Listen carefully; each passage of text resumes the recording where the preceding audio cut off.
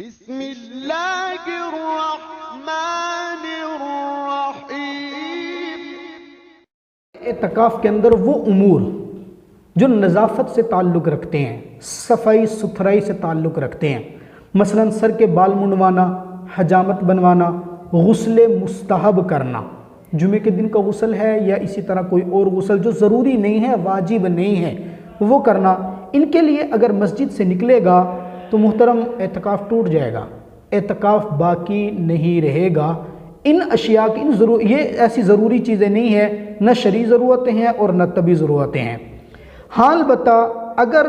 حجامت بنوانا اتنا ہی ضروری ہے تو مسجد کے اندر ہی اس انداز سے بنوائے یا اس انداز سے خود حجامت بنائے کہ اس کے جو سر کے بال ہیں یا داڑھی برابر کر رہا ہے اس کے بال ہیں یا مونچھیں کتروا رہا ہے اس کے بال ہیں، وہ مسجد کے اندر نہ گرے، مسجد کا تقدس اور حرمت پامال نہ ہو۔ یہ بھی ذہن نشین فرمائیں کہ اگر یہ بال کسی نائی وغیرہ سے بنوا رہے ہیں، حجامت کسی نائی سے بنوا رہے ہیں اور وہ نائی اگر بلا عوض کام کر رہے ہیں، بغیر پیسوں کے کام کر رہے ہیں، پھر تو وہ مسجد کے اندر اس کی حجامت بنا سکتے ہیں،